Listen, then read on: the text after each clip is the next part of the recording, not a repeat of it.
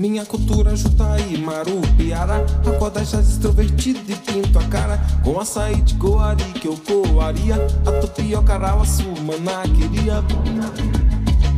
Maná queria. Maná queria. José Evangelista Torres Filho, ou Zeca Torres. E desde criança conhecido como Torrinho. Engraçado, Torrinho por quê? Porque Torrinho, meu pai era militar, ele era um sargento do exército. E quando eu nasci,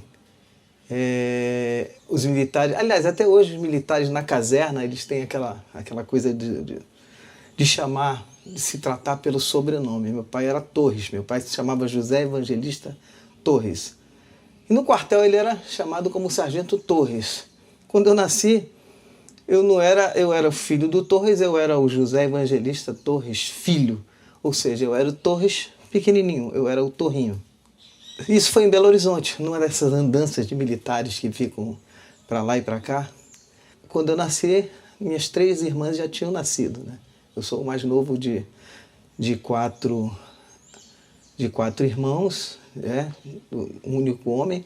E depois veio um homem temporão, que é o Daniel Torres, que muitos anos depois da morte do meu pai, a minha mãe assumiu. Então, nós temos esse vínculo aqui por causa da minha mãe. Eu sou uma amazônida por parte de mãe, vamos dizer assim. Assim que meu pai morreu, no ano de 1958, eu era criança, muito bebê ainda, e nós todos fomos para o Rio de Janeiro, onde ele morreu, no Hospital Militar do Rio. Minha mãe levou todo mundo lá, os 4 filhos, para o Rio de Janeiro. E lá nós fomos ficando, até que no final dos anos 60, por influência dela, claro, que todos os familiares dela eram daqui, eram daqui, né? Aí viemos todos aqui para Manaus para se estabelecer aqui, né? E desde o Rio de Janeiro eu já tinha um interesse por música, mas não simplesmente um interesse contemplativo. O meu interesse era um interesse assim... Eu tinha alguma coisa de eu querer fazer, de eu querer criar, de eu querer ser um criador de música. Não apenas um contemplador, um ouvinte. Isso começou a acontecer aqui. Então por isso que eu digo que eu sou um compositor amazônida, e não carioca e nem mesmo, sabe, mineiro. Embora existam muitas influências no meu trabalho de música, com a música de Minas e com a música do Rio de Janeiro e com a música do Brasil, né? Porque eu me lembro que quando eu passei a ouvir música com mais intensidade, foi lá no final dos anos 60, eu era muito influenciado pelo movimento tropicalista. Por quê? Porque eu ficava fascinado com aquela antropofagia do tropicalismo. O tropicalismo não tinha barreiras estéticas com relação à música e nem com relação à cultura de uma forma geral. Não existia cafonice no tropicalismo. Tudo era absolvido e tudo era aproveitado e esteticamente imposto como um trabalho honesto, como um trabalho consistente. Isso me fascinava muito. Embora eu, às vezes, por exemplo, a primeira vez que eu ouvi Soy Loco por Ti América, eu achei cafona. Porque eu não estava acostumado a ouvir essas cúmbias caribenhas como uma música esteticamente bacana. Quer dizer, a gente estava acostumado a ouvir música boa, era bossa nova, era Tom Jobim, era Chico Buarque e tal. De repente eu ouço uma rumba, uma cúmbia, sei lá, um ritmo caribenho assim, cantado. Aí eu falei assim, Caetano Veloso que canta isso? Achava esquisito. Mas aí depois eu comecei a entender o que era o tropicalismo. Principalmente depois que eu ouvi aquela poderosa interpretação do Caetano Veloso cantando Coração Materno, do Vicente Celestino, que até hoje eu não esqueço, foi uma coisa marcante para mim. E em 1968, quando eu vi pela primeira vez Os Mutantes, assim, foi uma surpresa enorme para mim, quando eu vi Caminhante Noturno dos Mutantes, e que eu descobri que o Brasil não era o Brasil, a música jovem brasileira não era a música do iê, iê, iê, e nem do rock importado, né? O Brasil tinha a sua brasilidade também no rock. E essa brasilidade tinha muito a ver com a antropofagia do tropicalismo. que os Mutantes eram um dos protagonistas, vamos dizer.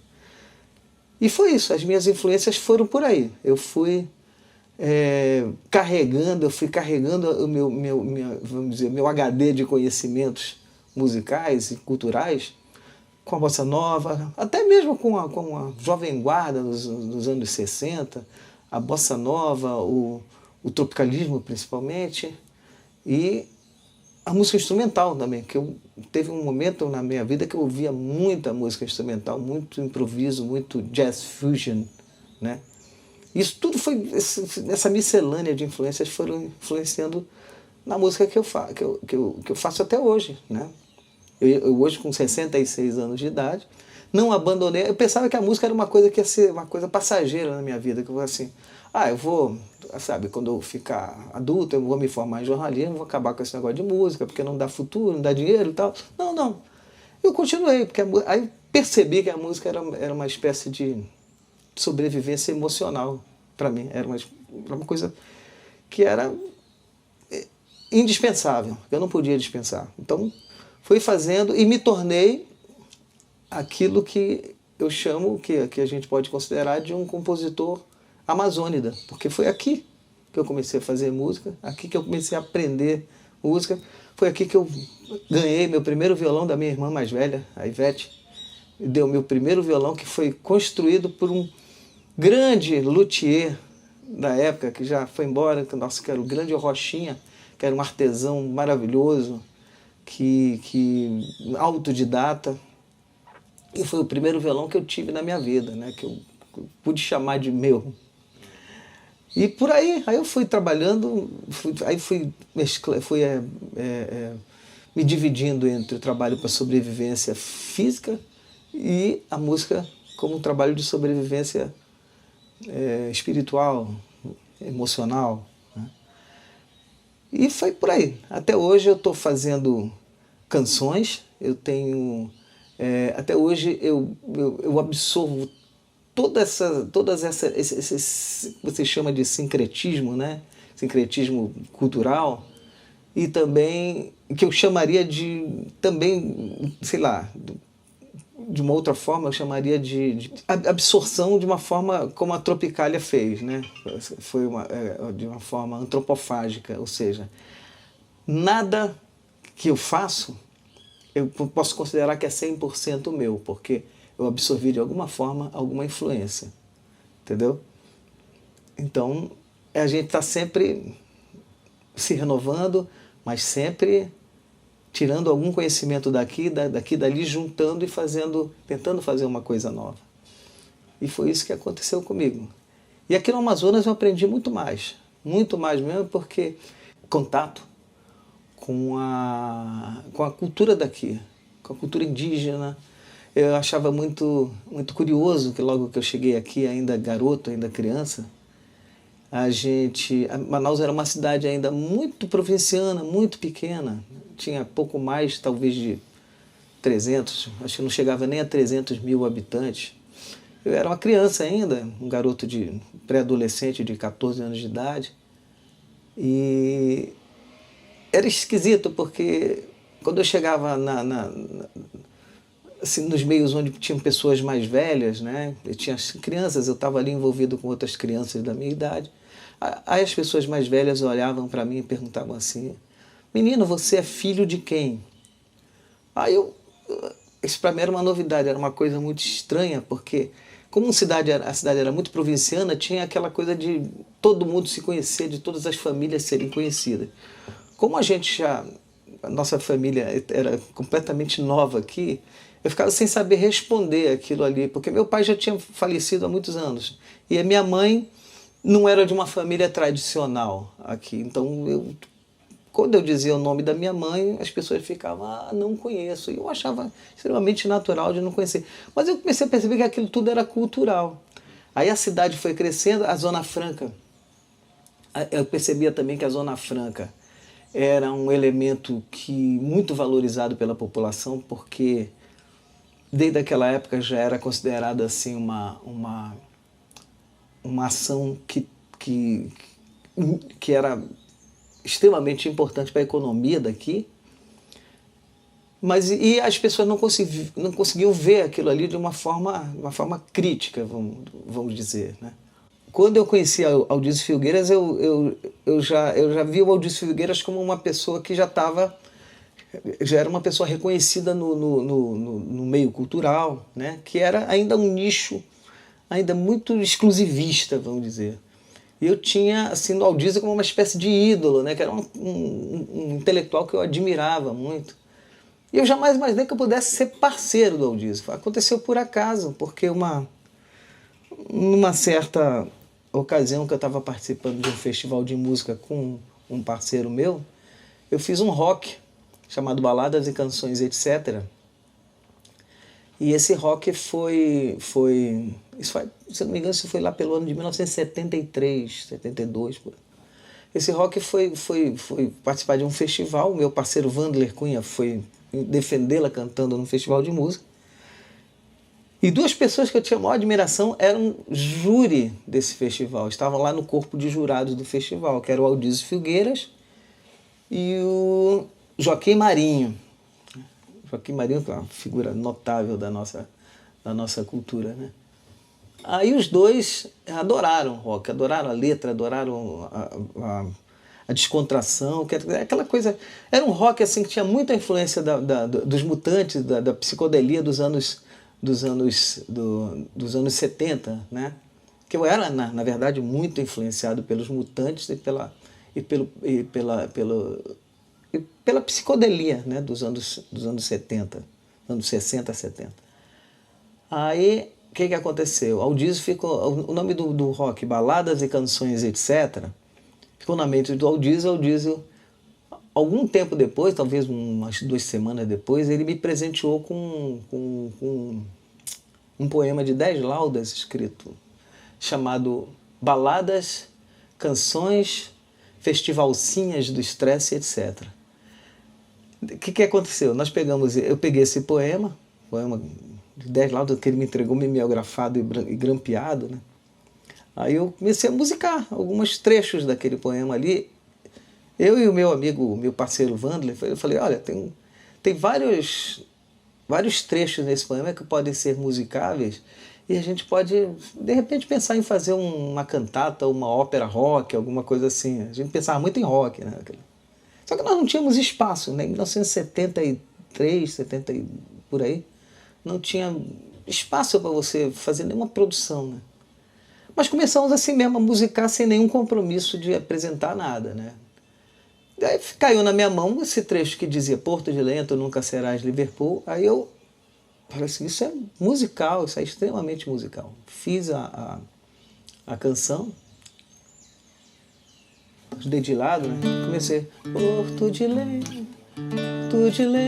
tu nunca serás Liverpool, com uma cara sardenta e olhos azuis, um quarto de flauta do alto Rio Negro, pra cada sambista paraquedista que sonha o sucesso sulista, em cada navio, em cada cruzeiro das quadrilhas de turistas, e por aí. Isso ficou engavetado, porque é uma música que eu fiz assim, falei assim, pô, ficou lá. Isso foi mais ou menos em 73, quando foi em 75, quando começou os primeiros movimentos da abertura política, né, aquela da perestroika lá na União Soviética, começaram a chegar os primeiros exilados da ditadura e tal. Aí, e começaram também a liberar alguns espetáculos que estavam então proibidos. Um deles era a peça Zona Franca Meu Amor, do Márcio Souza. Aí foi a minha primeira experiência diretamente com o teatro, né? Porque não eu como ator, mas como fazendo música para teatro. Aí o Aldísio me ligou e falou assim, olha, foi liberada Zona Franca Meu Amor. Eu me lembro que era meados dos anos 70, né? O presidente era o Ernesto Geisel, o general Ernesto Geisel. Aí ele falou assim, foi liberada a peça com o nome Tem Piranha no Pirarucu. Eu até achei engraçado, brinquei, que é isso? Isso é peça do Márcio Souza nome de porno chanchada, né? Mas eles que fizeram até para ironizar até com a... Porque o nome Tem Piranha no Pirarucu foi dado para ironizar, porque foi proibido o nome original da peça, que era Zona Franca, Meu Amor, que era uma... Na verdade, era uma crítica à Zona Franca, que a Zona Franca era uma coisa intocável, foi criada pelos militares, entendeu? E claro, ninguém criticava a Zona Franca. E a Zona Franca era uma coisa assim que não existia nem polo industrial, ainda estava começando ainda o polo industrial naquela época. Era só um comércio de quinquilharia no centro de Manaus. Aí tudo isso foi... Aí o Aldísio me liga e fala assim, nós precisamos fazer uma música para a peça. Uma música que fale de Manaus de uma forma crítica, que fale da Zona Franca de uma forma crítica, das idiosincrasias que nós temos aqui, entendeu? Dos turistas que invadem aqui para fazer compras, para sair carregado de importados. Então eu falei, nós não precisamos fazer, essa música já está pronta. Aí eu mostrei a música para ele. Quando eu mostrei Porto de Lenha para ele, na mesma hora ele pulou e falou assim, é essa. Nós fomos lá, apresentamos a música para os atores e a música no final da peça terminava os atores todos cantando Porto de Lenha, Tu Nunca Serás de Rei, porque era um refrão, né? Um refrão muito fácil, né? Sempre foi um refrão muito fácil de... Agora uma música datada, é mais curioso, Porto de Lenha é uma música datada, mas que até hoje as novas gerações continuam cantando como se fosse uma música atual. Porque eles fazem sempre uma leitura atualizada da mensagem dela. Porque quando eu falo aqui...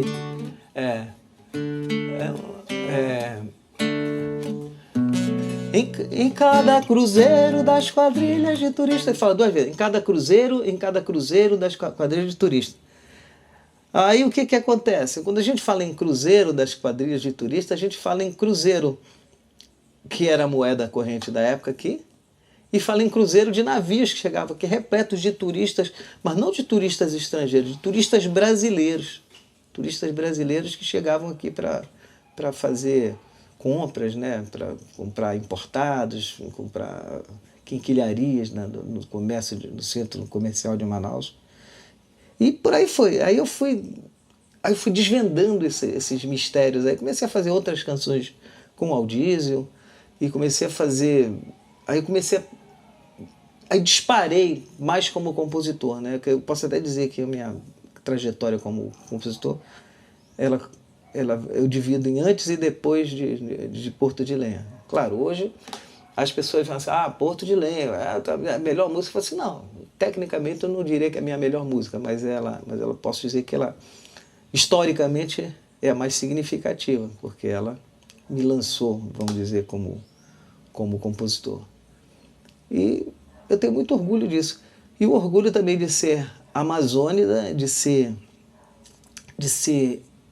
de ter raízes indígenas, né, provenientes da minha mãe, né, e nordestinas provenientes do meu pai, que era cearense, de Viçosa, e ter nascido também em Belo Horizonte, que é uma terra linda, com aquelas montanhas maravilhosas, né, e berço do Clube da Esquina, e de música barroca, e de tantas coisas que eu já ouvi na vida e sempre admirei. E essa é a minha formação, essa é a minha vida, e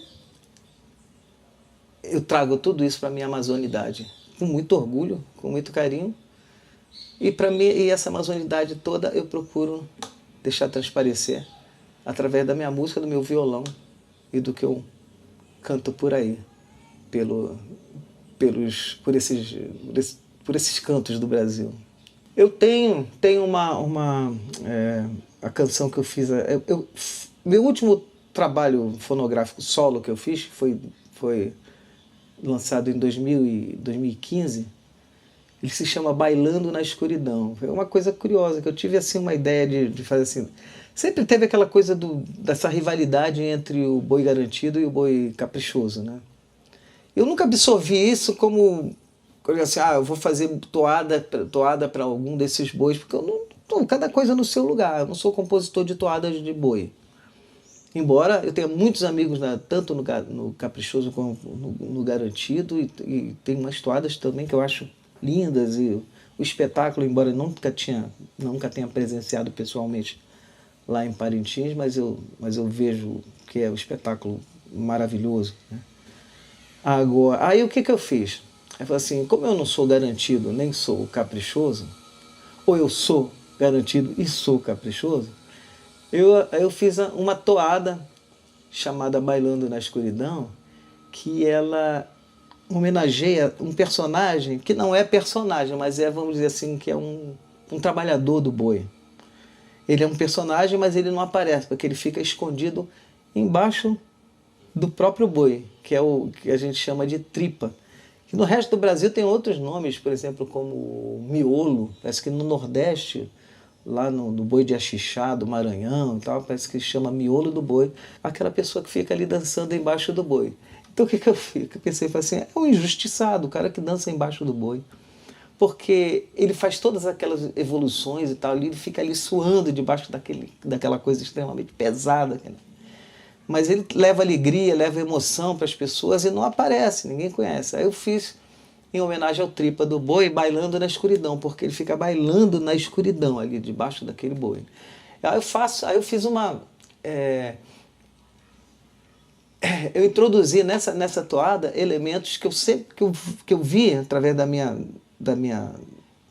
Desde que eu cheguei aqui, quando eu comecei a acompanhar o boi, a trajetória dos bois aqui, eu vi que os bois vieram do Nordeste, mas aqui eles sofreram influências tanto indígenas quanto influências do Caribe e também até mesmo lá da Cordilheira dos Andes, entendeu? Com introdução de instrumentos como quatro venezuelano, como aquele instrumento que tem feito de casco de tatu. Como é que chama mesmo o nome dele, aquele instrumento que eles chamam? Parece um quatro, mas ele é feito com um casco assim. E é pequeno assim também. Charango, isso, charango. Aí eu falei assim, pô, o boi de Parintins hoje tem todos esses elementos, né? E eu vou fazer alguma coisa que remeta a tudo isso, né? Mas que fale dos bois também, que existe boi bombá, existe folguedos de boi no Brasil inteiro, não só no Nordeste ou no Norte. Mas existe todo o Norte do Brasil, em todos os estados do Norte, assim como também existe no Centro-Oeste, até no interior de São Paulo, no interior de Minas, você tem folguedos de boi, entendeu? Aí eu resolvi homenagear tudo isso, mas com uma toada com uma pegada um pouco mais tradicional, vamos dizer, do que aquela pegada mais rítmica e mais cheia de instrumentos eletrônicos, como é o boi de Parintins, que deixou de ser um simples folguedo para se transformar num showbiz, entendeu? Então, Bailando na Escuridão, uma coisa que eu fiz assim... Já faz tempo que eu só danço, feito tripa do meu boi. Não me queixo, nem me canso, se não sei pra onde ele foi. Se ele é preto, se ele é branco, se é de estrela ou coração. Eu só sei que aguento o tranco, bailando na escuridão. Eu só sei que aguento o tranco, bailando na escuridão. Ei boi, meu boi, quando desponta na arena e faz brilhar de emoção, os olhinhos da morena disparam meu coração, ao mesmo tempo me acalma. Se eu carrego seu corpo é porque sou sua alma. É boi, meu boi, do Maranhão, Parintins, da Cordilheira dos Andes e outros tantos confins. Tu és a cruz da beleza, eu sou teu Cristo pagão, crucificando a tristeza em tua ressurreição. Tu és a cruz da beleza, eu sou teu Cristo pagão, crucificando a tristeza em tua ressurreição. Já faz tempo que eu só danço, feito tripa do meu boi.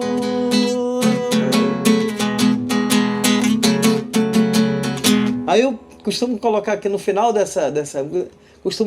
quando eu toco ela ao vivo, eu costumo introduzir um trecho do Geleia Geral, do Gilberto Gil e Torquato Neto, que ele fala assim: é bumba, é boi, ano que vem, mês que foi, é bumba, é a mesma dança, meu boi, é bumba, é boi, ano que vem, mês que foi, é bumba, é a mesma dança, meu boi, é a mesma dança, meu boi, é a mesma dança, meu boi, é a mesma dança, meu boi, é a mesma dança, meu boi. Isso é antropofagia também, porque aí que eu faço a citação de Geleia Geral, que era uma espécie de hino do tropicalismo, né?